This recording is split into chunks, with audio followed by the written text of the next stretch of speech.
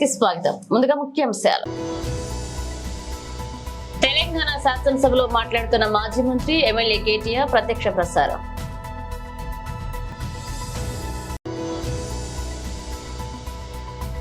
కేరళ రైల్వేలకు కీలక ఆదాయం.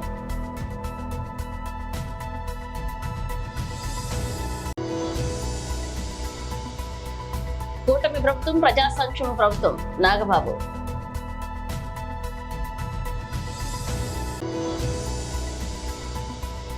ఛాంపియన్స్ ట్రోఫీకి 584 కోట్ల budget.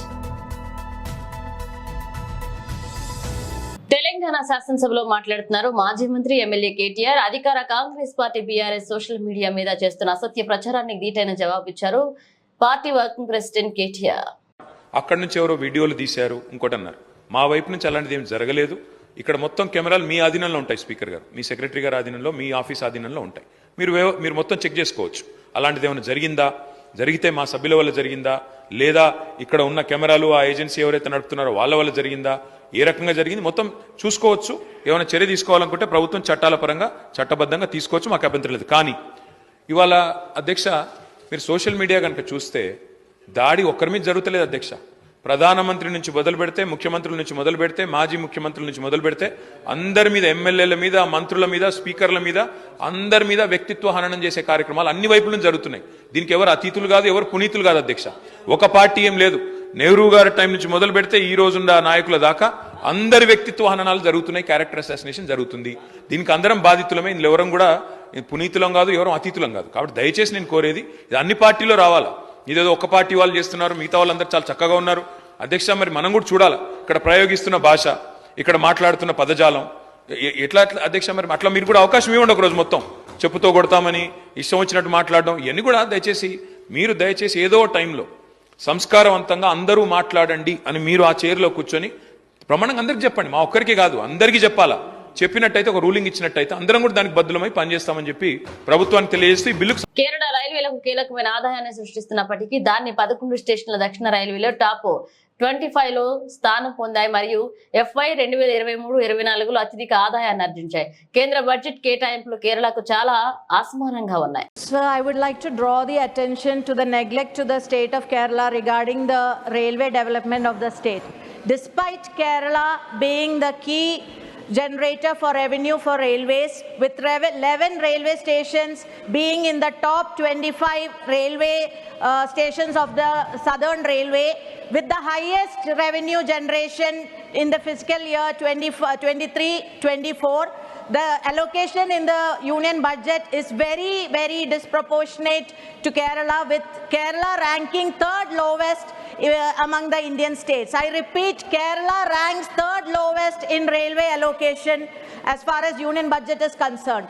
Some of the important projects such as the Angamali-Shabri railway line, which is the connecting line to the Shabrimala shrine, remains a distant dream with no sufficient allocation for it. Shabri railway line is the priority for Kerala, and all the MPs from Kerala across party lines have been requesting for it, but stands ignored. The Kochuveli master plan, the 4th stage, there is no allocation for it. Sir, the Ernakulam-Kayamkulam doubling has no fund allocation. The Trivandrum Kanyakumari allocation, the doubling has less allocation when compared to previous budgets. The location survey of the Ernakulam to Shornur, the third track, is still not completed. Kerala has only two Vande Bharat services, where other states have 5 to 6 services, and the temporary Ernakulam to Bangalore Vande Bharat may be made permanent, should be made permanent, with services making it regular. And also, sir, the trains are jam-packed with overcrowding, and there is recently the social media is flooded with pictures of overcrowded trains. 18 ladies fainted in the train due to overcrowding.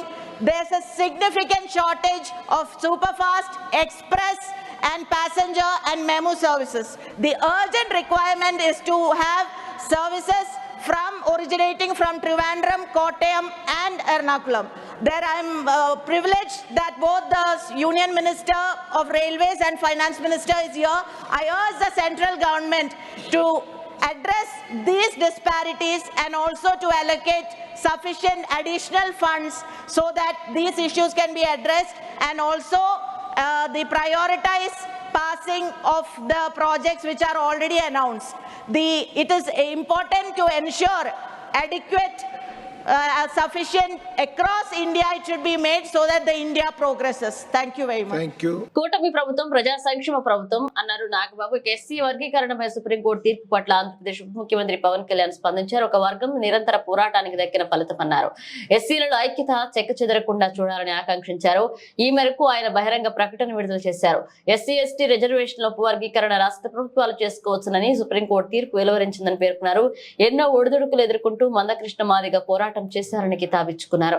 ఈ పోరాటాలకు ఫలితం దక్కిందని పేర్కొంటూ మందకృష్ణకు అభినందనలు తెలియజేశారు. వచ్చే ఏడాదికి Pakistan ఆతిథ్యమివ్వనున్న champions ట్రోఫీకి $70 million budget కు ICC గురువారం ఆమోదం తెలిపింది. పాకిస్తాన్ క్రికెట్ బోర్డు, ఐసీసీ ఆర్థిక శాఖ సంయుక్తంగా రూపొందించిన బడ్జెట్ ను బీసీసీఐ కార్యదర్శి జైషా నేతృత్వంలోని ఆర్థిక వాణిజ్య కమిటీ ఆమోదించింది. ఇక అదనపు ఖర్చులకు మరో $4.5 మిలియన్ కేటాయించినట్లుగా ఐసీసీ వర్గాలు తెలిపాయి. ఒకవేళ పాక్ లో టీమిండియా పర్యటించడానికి నిరాకరించిన సందర్భంలో కొన్ని మ్యాచ్లు ఇతర వేదికలలో నిర్వహించేందుకు ఈ బ్యాకప్ ఫండ్ ఉంచినట్లుగా తెలుస్తుంది. అయితే ప్రత్యామ్నాయ ఏర్పాటు చేయడానికి బడ్జెట్ సరిపోకపోవచ్చని అభిప్రాయం వ్యక్తమవుతుంది. సుప్రీంకోర్టు ఏబిసిడి వర్గీకరణకు తీర్పునిచ్చిన దాన్ని ఎంఆర్పీఎస్ పక్షాన స్వాగతిస్తూ 1994లో ఇది మూడి గ్రామంలో మొదలైన ఉద్యమం సుదీర్ఘ పోరాటంలో 30 సంవత్సరాలకు చేరుకుందని, ఈ సుదీర్ఘ పోరాటంలో మందకృష్ణ మాదిగ అలుపెరకరి పోరాటంలో ఈ ఫలితాన్ని పొందడం జరిగిందని, ఆ ఫలితమే ఈ రోజు సుప్రీంకోర్టు ద్వారా వచ్చిందని, గోదావరి కరలోని ప్రధాన మెయిన్ చౌరస్తాలో మిఠాయిలు పంచుతూ బాణాసంచాలు పేలుస్తూ పెద్ద ఎత్తున అన్ని పార్టీలకు అతీతంగా పాల్గొని ఎంఆర్పీఎస్ చేస్తున్న సంబరాల్లో పాల్గొన్నారు. దీనికి సహకరించిన బీజేపీ పార్టీకి కృతజ్ఞతలు తెలిపారు. ఈ కార్యక్రమంలో జిల్లా ప్రధాన కార్యదర్శి ఎంఎస్పీ మడిపల్లె దశరథ మాదిగ, పల్లె బాపు మాదిగ, ఇదునూరు కొమరయ్య, గద్దెల అనిల్ కుమార్ పాల్గొన్నారు. ఉన్న అందరికీ కూడా జనాభా ప్రాతిపదిక సమానమైన హక్కులను మరి రావాలని చెప్పి మందకృష్ణ మాదిగ గారి పోరాటాన్ని మరి కేంద్ర ప్రభుత్వం గుర్తించి ఈరోజు ఈ యొక్క ప్రకటన చేయడం చాలా సంతోషం. రేపు రాబోయే రోజులలో కూడా రేపటి నుండే మరి గౌరవ ముఖ్యమంత్రి రేవంత్ రెడ్డి గారు ఈరోజు అసెంబ్లీలో కూడా ప్రకటించినారు. మేము తప్పకుండా వర్గీకరణ ఏబిసిడి చేస్తాం, అసెంబ్లీలో బిల్లు ప్రవేశపెడతామని కూడా వారు చెప్పడం జరిగింది. వారికి ధన్యవాదాలు తెలియజేస్తున్నాము. మరి రాబోయే రోజుల్లో మాదిగలు, మాదిగ ఉపకులాలందరికీ కూడా న్యాయమైన హక్కులు మరి రావాలని చెప్పి న్యాయవాదుల పక్షాన మేము కూడా గతంలో చాలా సార్లు మరి ఢిల్లీకి వెళ్ళి కూడా ధర్నాలు, పోరాటాలు చేయడం జరిగింది. ఇక్కడ ఉన్న ఈ ఉద్యమానికి సహకరించిన ప్రతి ఒక్కరికి కూడా హృదయపూర్వకంగా ధన్యవాదాలు తెలియజేస్తున్నాను. జై మాదిగ. రాజ్ కుమార్ అడ్వకేట్. ఈరోజు సుప్రీంకోర్టు 7 సభ్యులతో కూడిన ధర్మాసనం ఈరోజు ఎస్సీ వర్గీకరణ సబబే అని ఇవాళ తీర్పునివ్వడం జరిగింది. వాస్తవానికి 30 సంవత్సరాల క్రితం ఈ ఎంఆర్పిఎస్ ఉద్యమం వల్లనే మాదిగల ఎస్సీ వర్గీకరణ జరగాలని పోరాట ఫలితమే ఆ మధ్యకాలంలో 2000 నుంచి 2000 సంవత్సరం వరకు కూడా రిజర్వేషన్ వర్గీకరణ అమలు జరిగింది. కానీ 2004లో మళ్ళీ దీన్ని బంద్ చేయడం జరిగింది. అప్పటి నుండి అసలు నిరంతర కృషితోటి ఎంఆర్పిఎస్ వ్యవస్థాపకులు మందకృష్ణ మాదిగ గారు చేసిన కృషి ఫలితంగానే ఈరోజు ఎస్సీ వర్గీకరణ అమలుకి సుప్రీంకోర్టు కూడా మార్గం సుగమం చేసిందని ఈ సందర్భంగా తెలియజేస్తూ, ఈ అమలు చేసే బాధ్యత మాత్రం రాష్ట్ర ప్రభుత్వాలకి చేసింది. ప్రతి ఒక్క రాష్ట్రం కూడా ఎస్సీ వర్గీకరణ అమలు చేయాలని చెప్పి ఈ సందర్భాన్ని కోరుకుంటూ ఈ దానికి కృషి చేసిన మందకృష్ణ గారికి కృతజ్ఞత తెలియజేస్తున్నాం. ఎంఆర్పిఎస్ సుదీర్ఘమైన ఉద్యమము నేటికి ఈరోజు సుప్రీంకోర్టు ద్వారా మాదిగ ఉపకులాల ఒక కళ నెరవేరిందని ఈరోజు స్పష్టంగా అర్థమవుతున్నది. న్యాయం అన్యాయం అనేది ఎన్ని సంవత్సరాలు గడిచినా కానీ చివరికి న్యాయం గెలుచుందనే దానికి నిదర్శనంగా ఈరోజు న్యాయస్థానం కోర్టు వల్ల తీర్పునిచ్చిందనే విషయాన్ని గుర్తు చేస్తూ, మందకృష్ణ మాదిగ గారి నేతృత్వంలో ఎన్ని అడ్డంకాలు, ఎన్ని అవరోధాలు, ఎన్ని నిర్బంధాలు, ఎన్ని ఇబ్బందులు పెట్టినా కానీ 30 సంవత్సరాలుగా మడమ తిప్పకుండా, మాట తప్పకుండా ఏబిసిడి వర్గీకరణ కోసము మందాకృష్ణ మాదిగ గారి నేతృత్వంలో 30 సంవత్సరాలుగా ఉద్యమం జరిగిందనే విషయము ఈ సమాజానికి అందరికీ తెలుసు.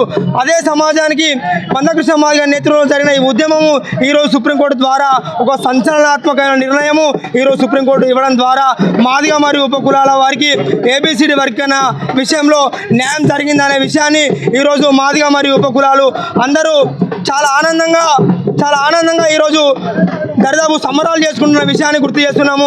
కేవలం ఈ రాష్ట్రంలో కానీ దేశంలో కానీ మాదిగలకు ఆత్మగౌరవం వచ్చిందంటే, మాదిగలకు ఈరోజు సగర్వంగా మాదిగ అని చెప్పుకుంటున్నామంటే కేవలం మందాకృష్ణ మాదిగ ద్వారానే అనే విషయాన్ని కూడా గుర్తు చేస్తూ, మందాకృష్ణ మాదిగ గారు లేకపోతే ఈరోజు మాదిగలకు గౌరవం లేదు, మందాకృష్ణ మాదిగ గారు లేకపోతే ఈరోజు ఏబిసిడి వర్గీకరణ జరిగేది కాదనే విషయాన్ని మేము స్పష్టంగా గుర్తు చేస్తూ, ఏది ఏమైనా ఎన్ని అడ్డంకాలు ఎదురైనా కానీ మందాకృష్ణ మాదిగ గారికి, మాదిగ సమాజానికి, ఈ ఉద్యమానికి ఎందరో మంది సమాజంలో ఎంతో మంది ఆర్థికంగా కానీ వ్యక్తిగతంగా కానీ రాజకీయంగా కానీ చాలా మంది సహకరించిన నేపథ్యంలోనే ఈరోజు వర్గీకరణ అనేది సుప్రీంకోర్టు న్యాయస్థానము మాకు తీర్పునిచ్చిందనే విషయాన్ని గుర్తు చేస్తూ, మందాకృష్ణ మాదిగ గారు సెల్యూట్ చేస్తూ, దరిదాపు ఈ భారతదేశంలోనే అభినవ అంబేద్కర్ తర్వాత మందాకృష్ణ మాదిగ గారు చరిత్రలో లిఖించబడతారనే విషయాన్ని గుర్తు చేస్తూ ఈ విషయాన్ని ముగించుకుంటూ బచ్చల రజనీకాంత్ మాదిగ ఎంఆర్పిఎస్ పెద్దపల్లి జిల్లా అధ్యక్షుడు వర్ధిల్లాలి మందాకృష్ణ మాదిగ గారి నాయకత్వం. ఏదైతే ఈరోజు సుప్రీంకోర్టు ఏదైతే మాకు సుప్రీంకోర్టు తీర్పుకు ఈరోజు మేము స్వాగతం తెలియపరుస్తున్నాం. మందకృష్ణ మాదిగ గారి నాయకత్వంలో 30 సంవత్సరాల సుదీర్ఘ పోరాటంలో ఈ విజయాన్ని సాధించి పెట్టిన మందకృష్ణ గారికి మేము ధన్యవాదాలు తెలియజేసుకొని, మరో అంబేద్కర్గా గుర్తించి ఈ పోరాటానికి మా ఎస్సీ ఉపకులాల అందరికీ న్యాయం జరిపించినటువంటి మందకృష్ణ మాదిగ గారికి మేము ఈరోజు పెద్ద ఎత్తున జోహార్లు తెలియజేసుకుంటూ, ఏదైతే మా ఏబిసిడి వర్గీకరణ సాధించి పెట్టిన మోడీ గారికి బీజేపీ పార్టీ తరఫున సహకరించిన వారందరికీ కూడా కృతజ్ఞతలు తెలియజేసుకుంటూ, ఈరోజు ప్రధాన చౌరస్తాలో గోదావరిఖని మెయిన్ చౌరస్తాలో మిఠాయిలు పంచిపెట్టు కేకులు కట్ చేసుకుంటూ పెద్ద ఎత్తున సంబరాలు జరుపుకుంటున్న ఎంఆర్పిఎస్ కార్యకర్తలను గుర్తించినందుకు పెద్ద ఎత్తున స్వాగతం తెలిసి ముగిస్తున్నాం.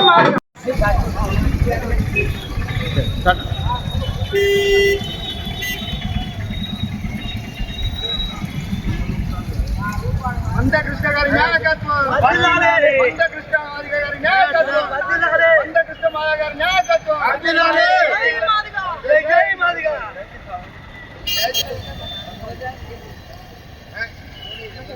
ఎంఆర్పిఎస్ జిందాబాద్, ఎంఆర్పిఎస్ జిందాబాద్, ఎంఆర్పిఎస్ జిందాబాద్.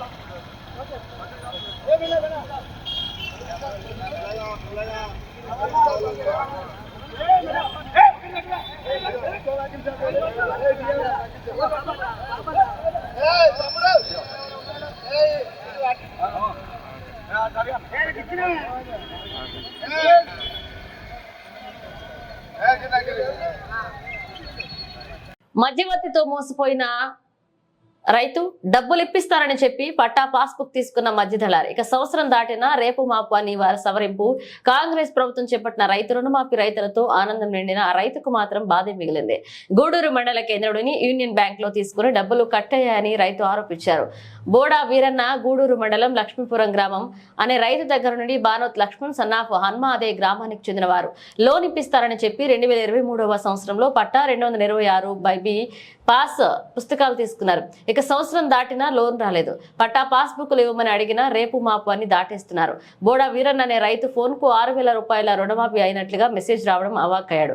బ్యాంకుకు వచ్చి ఆరా తీయగా బానోత్ లక్ష్మణ్ అనే వ్యక్తి బీడా వీరన్ అనే రైతు పేరు మీద క్రాప్ లోన్ తీసుకున్నట్లుగా తెలిపారు. నా ప్రమేయం లేకుండా రైతు పేరు మీద సుమారు 60,000 రూపాయల ఫోర్జరీ సంతకాలతో క్రాప్ లోన్ తీసుకుని మోసం చేశారని రైతు ఆరోపణ చేస్తున్నారు. ఇక ఫోర్జరీ సంతకాలతో వ్యక్తి లేకుండా లోన్ ఎలా ఇచ్చారని బ్యాంక్ మేనేజర్ ను నిలదీస్తూ తమకు న్యాయం చేయవలసిందిగా కోరారు.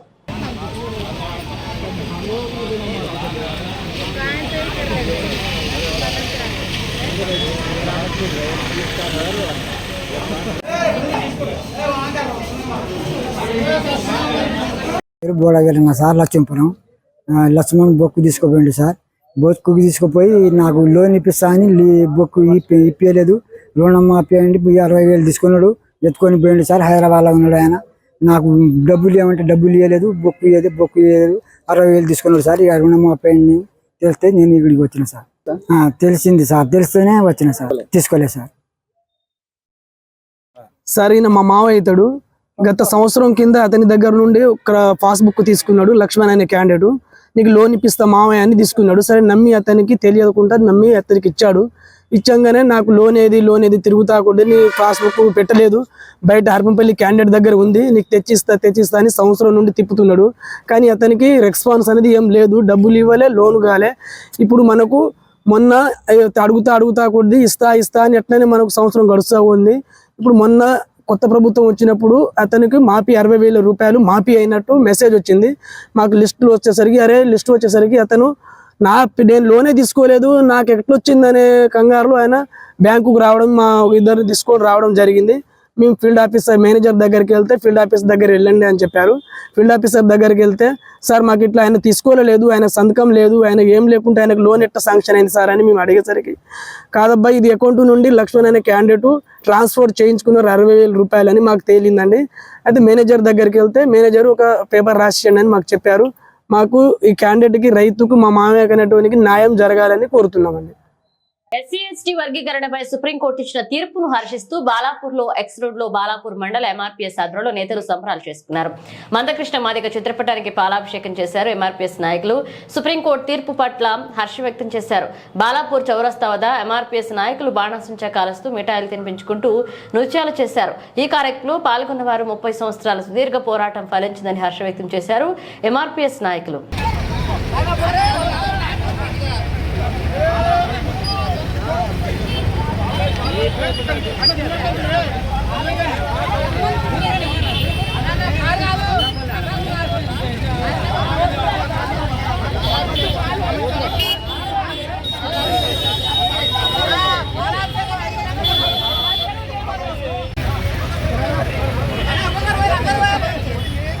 రాము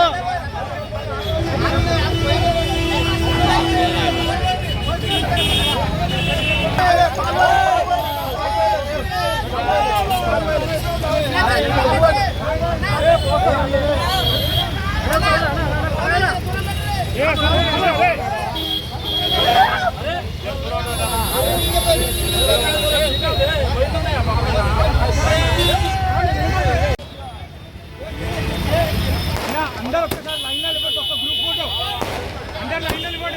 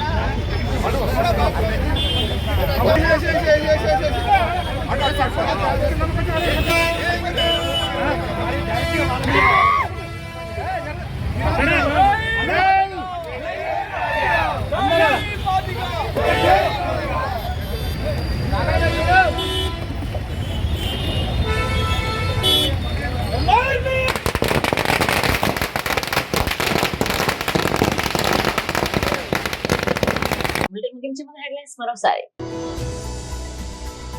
తెలంగాణ శాసనసభలో మాట్లాడుతున్న మాజీ మంత్రి ఎమ్మెల్యే కేటీఆర్ ప్రత్యక్ష ప్రసారం.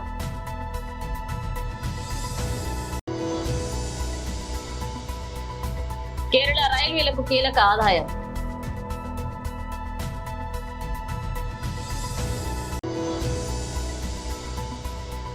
కూటమి ప్రభుత్వం ప్రజా సంక్షేమ ప్రభుత్వం నాగబాబు.